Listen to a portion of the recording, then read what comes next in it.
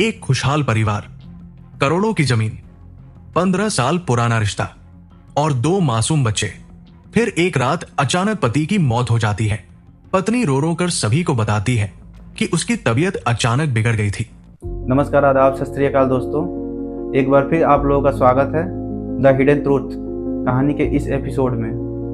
उम्मीद है पूरी फैमिली अच्छी होगी और अपना ख्याल रख रही होगी। आज की कहानी के आगे पीछे कुछ नहीं, सीधे कहानी की शुरुआत करते हैं। पूरा गांव भी यही मान लेता है कि ये एक सामान्य मौत है, लेकिन अंतिम संस्कार से ठीक पहले शव पर देखा एक छोटा सा निशान पुलिस को ऐसा शक दे देता है, जिसके बाद शुरू होती है एक ऐसी जांच जिसने रिश्तों, प्यार, धोखे और एक खौफनाक साजिश का ऐसा सच उजागर किया जिसे जानकर पूरा बागपत दंग रह गया। आज की हमारी घटना शुरू होती है उत्तर प्रदेश के बागपत जिले से। इसी जिले में एक गांव पड़ता है नौरोजपुर गुर्जर। इसी गांव में एक परिवार रहता था। परिवार का मुखिया था 33 वर्षीय सचिन डागर। खेती ही उसकी आजीविका थी और इसी काम में उसने अच्छी पहचान बना ली थी।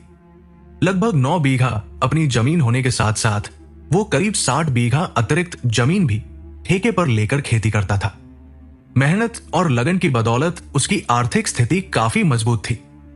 जमीन की कीमत करोड़ों रुपए आकी जाती थी और खेती से होने वाली आमदनी इतनी थी कि परिवार की हर जरूरत बिना किसी परेशानी के पूरी हो जाती थी। सचिन का विवाह लगभग 15 वर्ष पहले रचना नाम की युवती से पारिवारिक सहमति के साथ हुआ था। दोनों ने परिवारों की इच्छा का सम्मान करते हुए इस रिश्ते को स्वीकार किया और पूरे रीति रिवाजों के साथ उनका विवाह संपन्न हुआ। विवाह के बाद रचना ने अपने नए घर को पूरी तरह अपना लिया। उसने न केवल अपने पति का साथ निभाया बल्कि अपनी सास और देवर नवीन की देखभाल भी पूरे मन से की। परिवार के किसी सदस्य को उससे कभी शिकायत का अवसर नहीं मिला। समय के साथ उनका वैवाहिक जीवन और मजबूत होता गया। घर में कभी बड़े विवाद या तनाव की स्थिति नहीं बनी। कुछ वर्षों बाद उनके परिवार में 2 बच्चों का जन्म हुआ, एक बेटी और एक बेटा। बेटी की उम्र अब 8 वर्ष और बेटे की उम्र 7 वर्ष थी। इन दोनों बच्चों के आने से घर की खुशियां और भी बढ़ गई। सचिन अपने बच्चों की हर छोटी बड़ी इच्छा पूरी करने का प्रयास करता था और परिवार के भविष्य को सुरक्षित बनाने के लिए दिन रात मेहनत करता था। घर की सबसे बड़ी खुशी सचिन की मां थी। पोते पोती के साथ उनका दिन हंसी खुशी बीतता था। बच्चों के साथ खेलना, उन्हें कहानियां सुनाना और उनकी देखभाल करना ही उनकी दिनचर्या बन गई थी। सचिन भी अपनी मां का बेहद सम्मान करता था। खेतों से लौटने के बाद वो सबसे पहले उनके पास बैठता और उनकी जरूरतों का ध्यान रखता। लेकिन समय हमेशा एक जैसा नहीं रहता। बढ़ती उम्र के साथ सचिन की मां गंभीर रूप से बीमार पड़ गई। जांच में पता चला कि उन्हें कैंसर है। इसके बाद सचिन और उसका छोटा भाई नवीन इलाज के लिए हर संभव प्रयास करने लगे। दोनों भाइयों ने इलाज में कोई कमी नहीं छोड़ी, लेकिन तमाम कोशिशों के बावजूद वर्ष 2022 में उनकी मां का निधन हो गया। मां के जाने से पूरा परिवार गहरे सदमे में चला गया। जिस घर में कभी बच्चों की किलकारियों और मां की मुस्कान से रौनक रहती थी, वहां अब एक खालीपन महसूस होने लगा। सचिन के लिए यह सबसे कठिन दौर था। फिर भी उसने अपने परिवार और बच्चों की जिम्मेदारियों को देखते हुए खुद को संभाला और दोबारा खेती के काम में जुट गया। इस मुश्किल समय में रचना ने भी उसका पूरा साथ दिया, जिससे धीरे धीरे परिवार सामान्य जीवन की ओर लौटने लगा। सब कुछ एक बार फिर पटरी पर आता हुआ दिखाई दे रहा था। किसी को अंदाजा भी नहीं था कि कुछ ही समय बाद इस परिवार की जिंदगी हमेशा के लिए बदलने वाली है। फिर आया 13 जून 2026। रात बीत चुकी थी और सुबह के लगभग 3:30 बजे का समय था। इसी दौरान रचना ने अपने देवर नवीन को फोन मिलाया। नवीन उस समय राजस्थान के झुंझुनू जिले में एक शिक्षक के रूप में कार्यरत था। अभी तक परिवार को यही लग रहा था कि सचिन की तबीयत अचानक बिगड़ने की वजह से उसकी मौत हुई है, लेकिन किसी को अंदाजा भी नहीं था कि कुछ ही देर बाद एक ऐसा सच सामने आने वाला है जो पूरे मामले की दिशा बदल देगा। उस रात जब नवीन अपने काम पर था, तभी उसके फोन की घंटी बजी। दूसरी तरफ रचना थी, जिसकी आवाज बुरी तरह कांप रही थी। उसने घबराते हुए कहा, जल्दी कुछ करो।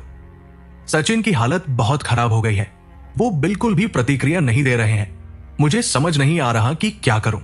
नवीन ने खुद को संभालते हुए रचना को शांत रहने के लिए कहा। इसके तुरंत बाद उसने पड़ोस में रहने वाले मैमपाल सिंह को फोन लगाया और उनसे अनुरोध किया कि वे बिना देर किए घर पहुंचे और सचिन को अस्पताल ले जाएं। नवीन ने यह भी बताया कि वो खुद भी जहां था वहां से निकलने की कोशिश कर रहा है। फोन मिलते ही मैमपाल सिंह ने समय बर्बाद नहीं किया।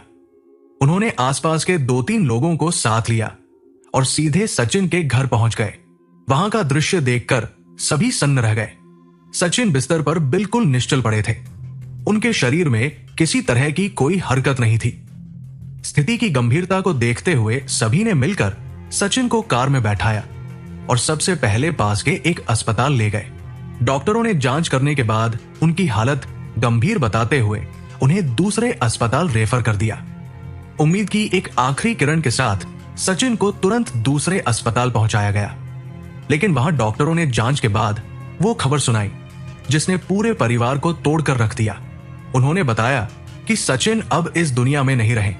ये सुनते ही रचना अपने आंसुओं पर काबू नहीं रख सकी। वो जोर जोर से रोने लगी। दोनों मासूम बच्चों के सिर से पिता का साया हमेशा के लिए उठ चुका था। अस्पताल की आवश्यक कानूनी और चिकित्सकीय औपचारिकताएं पूरी होने के बाद सचिन का शव परिवार को सौंप दिया गया, जिसे लेकर सभी घर लौट आए। रात भर में यह दुखद समाचार पूरे नौरोजपुर गुर्जर गांव और आसपास के इलाकों में फैल गया। सुबह तक रिश्तेदार, परिचित और गांव के सैकड़ों लोग सचिन के घर पहुंच चुके थे। हर तरफ मातम पसरा हुआ था और अंतिम संस्कार की तैयारियां शुरू कर दी गई थी। इसी बीच नवीन भी घर पहुंच गया। बड़े भाई का पार्थिव शरीर सामने देखकर वो खुद को संभाल नहीं पाया और फूट फूट कर रो पड़ा। उसके मन में बस एक ही सवाल था। जो भाई कल तक पूरी तरह स्वस्थ था, वो अचानक एक ही रात में कैसे दुनिया छोड़ सकता है? घर में मौजूद लगभग हर व्यक्ति यही चर्चा कर रहा था कि आखिर ऐसा क्या हुआ जिससे सचिन की अचानक मौत हो गई। इस दौरान रचना ने सभी को बताया कि सचिन पूरे दिन खेत में काम कर रहे थे। उन्होंने फसलों पर छिड़काव के लिए तेज कीटनाशक का इस्तेमाल किया था। शाम को घर लौटने के बाद वो बार बार घुटन महसूस होने की शिकायत कर रहे थे। रचना के अनुसार रात बढ़ने के साथ उनकी तबीयत और बिगड़ गई, जिसके बाद उसने घबराकर नवीन को फोन किया। उस समय वहां मौजूद लोगों ने रचना की बात को सच मान लिया। किसी ने भी उसकी कहानी पर सवाल नहीं उठाया, लेकिन कुछ ही देर बाद एक ऐसा दृश्य सामने आया जिसने नवीन के मन में गहरा संदेह पैदा कर दिया। अंतिम संस्कार से पहले परंपरा के अनुसार सचिन के पार्थिव शरीर को अंतिम स्नान कराया जा रहा था। इसी प्रक्रिया के दौरान जब उनके कपड़े हटाए गए, तब नवीन और परिवार के अन्य लोगों की नजर उनकी गर्दन पर पड़े गहरे नीले और काले निशानों पर गई। इतना ही नहीं, उनके सीने पर भी संदिग्ध निशान दिखाई दे रहे थे। इन निशानों को देखते ही नवीन के मन में एक बड़ा सवाल खड़ा हो गया। उसे लगा कि यह सामान्य मौत नहीं हो सकती। यदि सचिन की मृत्यु केवल तबीयत बिगड़ने या कीटनाशक की गैस के असर से हुई होती, तो गर्दन पर इस तरह दबाव के स्पष्ट निशान नहीं मिलते। सचिन की मौत के बाद घर में अंतिम संस्कार की तैयारियां तेजी से चल रही थी, लेकिन नवीन के मन में बार बार एक ही सवाल उठ रहा था कि आखिर उसके भाई की मौत वास्तव में कैसे हुई। उसे पूरा यकीन था कि इस घटना के पीछे कोई ऐसा सच छिपा है जिसे सामने लाना बेहद जरूरी है। इसी वजह से उसने एक बड़ा फैसला लिया। उसने साफ कह दिया कि जब तक मौत की असली वजह सामने नहीं आ जाती, तब तक सचिन का अंतिम संस्कार नहीं किया जाएगा। उसके इस फैसले के बाद अर्थी उठाने की सारी तैयारियां तुरंत रोक दी गई। इसके तुरंत बाद नवीन ने बागपत पुलिस को सूचना दी और बिना देर किए मौके पर पहुंचने की गुजारिश की। कुछ ही समय में पुलिस गांव पहुंच गई और सबसे पहले नवीन से पूरे घटनाक्रम की जानकारी ली। नवीन ने शुरुआत से लेकर अब तक जो कुछ भी हुआ था वो विस्तार से पुलिस को बता दिया। इसके बाद जांच अधिकारियों ने रचना से पूछताछ शुरू की और उससे पूछा कि आखिर उस रात सचिन के साथ क्या हुआ था। रचना ने वही पुरानी कहानी दोहराई। उसका कहना था कि खेत में काम करते समय कीटनाशक का असर सचिन के शरीर पर चढ़ गया था। रात होते होते उसकी हालत बिगड़ने लगी, सांस लेने में परेशानी हुई और उसी कारण उसकी मौत हो गई। लेकिन पुलिस को उसकी बात बिल्कुल भी भरोसेमंद नहीं लगी। जांच अधिकारियों का तर्क था कि सचिन कोई नया किसान नहीं था। वो वर्षों से खेती कर रहा था और कीटनाशक का इस्तेमाल करना अच्छी तरह जानता था। ऐसे में केवल दवा के असर से उसकी मौत होना आसानी से स्वीकार करने वाली बात नहीं थी। पुलिस ने फिर रचना से एक और अहम सवाल पूछा। उन्होंने कहा कि यदि मौत सिर्फ कीटनाशक के असर से हुई थी तो फिर सचिन की गर्दन पर उभरे गहरे निशान कैसे आए? इस सवाल पर रचना ने सफाई देते हुए कहा कि जब रात में उसकी बेचैनी बहुत बढ़ गई और उसे घुटन महसूस होने लगी, तब वो घबराकर खुद ही अपने हाथों से अपनी गर्दन पकड़ने लगा। उसके अनुसार गर्दन पर दिखाई देने वाले निशान उसी दौरान बने थे। हालांकि ये जवाब भी पुलिस को संतुष्ट नहीं कर सका। अधिकारियों को लगने लगा कि मामला साधारण नहीं है, इसलिए उन्होंने शव का पोस्टमार्टम कराने का निर्णय लिया। अंतिम संस्कार की प्रक्रिया रोक दी गई और पुलिस ने शव को अपने कब्जे में लेकर जिला अस्पताल भिजवा दिया ताकि मौत की असली वजह वैज्ञानिक तरीके से सामने आ सके। पोस्टमार्टम के दौरान डॉक्टरों ने जब बारीकी से जांच की तो रचना की पूरी कहानी झूठ साबित हो गई। रिपोर्ट में स्पष्ट लिखा गया कि सचिन की मौत किसी जहरीले पदार्थ या कीटनाशक के प्रभाव से नहीं हुई थी। उसकी जान दम घुटने के कारण गई थी, जो आमतौर पर तब होता है जब किसी व्यक्ति का गला या मुंह जबरन दबाया जाए। इतना ही नहीं, जांच में यह भी सामने आया कि उसकी गर्दन के अंदर गंभीर चोटें थी, जिससे साफ संकेत मिल रहे थे कि उसके साथ बेहद बेरहमी की गई थी। डॉक्टरों की राय में यह कोई दुर्घटना नहीं बल्कि पूरी योजना के साथ अंजाम दिया गया अपराध था। रिपोर्ट सामने आने के बाद पुलिस का संदेह सबसे पहले रचना पर गया। जांच को आगे बढ़ाते हुए अधिकारियों ने उसका मोबाइल फोन अपने कब्जे में लिया और कॉल डिटेल रिकॉर्ड की जांच शुरू की। इसी दौरान एक ऐसा मोबाइल नंबर सामने आया जिस पर रचना पिछले कई महीनों से लगातार घंटों बातचीत करती रही थी। सबसे चौंकाने वाली बात यह थी कि घटना वाली रात यानी 12 और 13 जून की दरमियानी रात उसी नंबर पर कई बार लंबी बातचीत दर्ज थी। अब पुलिस ने उस मोबाइल नंबर की लोकेशन निकलवाई। तकनीकी जांच से जो जानकारी सामने आई उसने पूरे मामले को नई दिशा दे दी। पता चला कि जिस समय सचिन की हत्या हुई उसी वक्त वो मोबाइल नंबर सचिन के घर के आसपास नहीं बल्कि ठीक उसी घर के अंदर सक्रिय था। इसके बाद पुलिस ने यह पता लगाने की कोशिश शुरू की कि आखिर वो नंबर किस व्यक्ति का था। इसके लिए आसपास लगे सीसीटीवी कैमरों की रिकॉर्डिंग खंगाली गई। कई घंटों की फुटेज देखने के बाद एक महत्वपूर्ण वीडियो मिला। उसमें साफ दिखाई दे रहा था कि 12 जून की रात लगभग 10 बजे एक अज्ञात व्यक्ति चुपचाप सचिन के घर के भीतर जाता है। फिर अगली सुबह 13 जून को करीब 3:28 पर वही व्यक्ति तेजी से वहां से निकलकर भागता दिखाई देता है। यह दृश्य देखने के बाद पुलिस का शक और भी गहरा गया। उन्हें लगा कि संभवतः यही वो व्यक्ति है जिससे रचना लंबे समय से लगातार फोन पर संपर्क में थी और जो वारदात की रात घर के अंदर मौजूद था। अपनी इस आशंका की पुष्टि करने के लिए पुलिस ने वो सीसीटीवी फुटेज नवीन और परिवार के अन्य लोगों को दिखाई। अधिकारियों ने उनसे पूछा कि क्या इस व्यक्ति को कोई पहचानता है, क्या यह रचना का कोई रिश्तेदार या परिचित है जो पहले भी इस घर में आता जाता रहा हो। रचना से पूछताछ शुरू होते ही उसने हर सवाल का एक ही जवाब दिया। वो तस्वीर में दिखाई देने वाले व्यक्ति को नहीं जानती, लेकिन पुलिस को उसके हाव भाव पर भरोसा नहीं हुआ।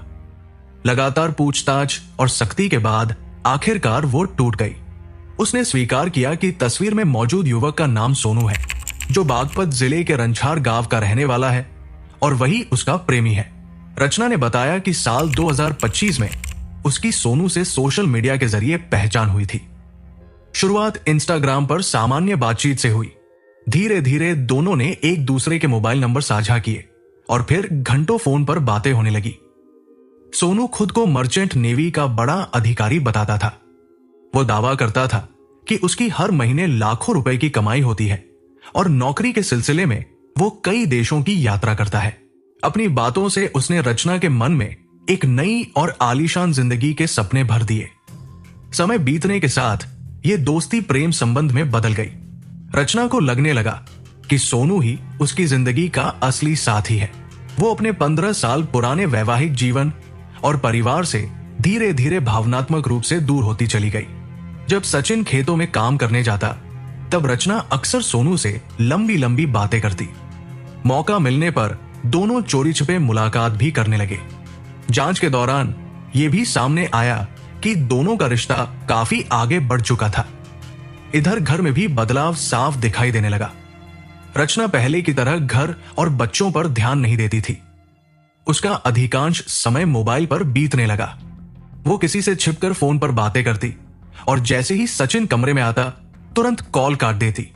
सचिन को उसकी बदलती आदतों पर शक होने लगा। छोटी छोटी बातों पर झगड़े बढ़ने लगे और रचना उससे दूरी बनाने लगी। रिपोर्ट्स के मुताबिक एक दिन सचिन ने रचना को फोन पर सोनू से बेहद आपत्तिजनक बातचीत करते हुए पकड़ लिया। इसके बाद उसने रचना का मोबाइल देखा जिसमें सोनू के कई कॉल और संदेश मौजूद थे। इस बात को लेकर दोनों के बीच तीखी बहस हुई। सचिन ने साफ शब्दों में रचना को चेतावनी दी कि वो सोनू से हर तरह का रिश्ता खत्म कर दे। इतना ही नहीं, उसने खुद भी सोनू को फोन करके दोबारा संपर्क न करने की हिदायत दी। लेकिन चेतावनी का दोनों पर कोई असर नहीं हुआ। रचना और सोनू अब एक दूसरे के बिना रहने को तैयार नहीं थे। उनके मन में यह बात बैठ चुकी थी कि जब तक सचिन जिंदा रहेगा उनका साथ संभव नहीं होगा। तभी सोनू ने रचना के सामने एक खौफनाक योजना रखी। उसने कहा कि यदि सचिन रास्ते से हट जाए तो दोनों शादी कर सकते हैं और उसकी करोड़ों रुपए की जमीन बेचकर कहीं दूर नई जिंदगी शुरू कर सकते हैं। रचना ने भी इस योजना पर हामी भर दी। इसके बाद सोनू ने उसे सबसे पहले नींद की गोलियों का इंतजाम करने के लिए कहा ताकि सचिन को बेहोशी जैसी गहरी नींद में सुलाया जा सके। योजना के अनुसार 12 जून को रचना ने किसी तरह नींद की गोलियां हासिल कर ली। उसी दिन उसने घर में खीर बनाई और चुपके से उसमें कई गोलियां पीसकर मिला दी। दिन भर खेतों में मेहनत करने के बाद जब सचिन घर लौटा तो उसे किसी तरह का शक नहीं हुआ। उसने सामान्य तरीके से वो खीर खा ली। कुछ ही देर बाद दवाइयों का असर शुरू हो गया और वो गहरी नींद में चला गया। जैसे ही रचना को यकीन हो गया कि सचिन पूरी तरह बेसुध हो चुका है, उसने पहले से तय संकेत के अनुसार सोनू को मिस्ड कॉल कर दी। सोनू पहले ही घर के बाहर गली में इंतजार कर रहा था। इशारा मिलते ही रचना ने चुपचाप दरवाजा खोला और उसे घर के अंदर आने दिया। आधी रात के सन्नाटे में जैसे ही सोनू घर के अंदर पहुंचा, सबसे पहले उसने और रचना ने कुछ समय साथ बिताया। लेकिन इसके बाद दोनों ने वो कदम उठाया जिसने पूरे परिवार की जिंदगी हमेशा के लिए बदल दी। योजना के मुताबिक रचना ने सचिन के दोनों हाथ कसकर पकड़ लिए, जबकि सोनू ने तकिए से उसका चेहरा दबा दिया ताकि वो सांस न ले सके। कुछ ही पलों बाद सचिन की अचानक आंख खुल गई। वो अपनी जान बचाने के लिए पूरी ताकत से छटपटाने लगा। उसकी आवाज सुनकर दोनों मासूम बच्चे घबरा गए और दौड़ते हुए कमरे तक पहुंचे। वहां का दृश्य देखकर वे डर से कांप उठे। उन्होंने अपनी मां रचना और उसके साथ मौजूद सोनू को सचिन पर हमला करते हुए देखा। थोड़ी देर संघर्ष करने के बाद सचिन की हरकतें धीमी पड़ गई। इसके बाद दोनों ने उसका गला भी दबाया ताकि उसके बचने की कोई संभावना बाकी न रहे। जब उन्हें यकीन हो गया कि सचिन की मौत हो चुकी है, तब सुबह करीब 3:28 पर सोनू वहां से निकल गया। हालांकि जाने से पहले उसने रचना से 5 लाख रुपए मांगे और रचना ने बिना किसी बहस के उसे रकम दे दी।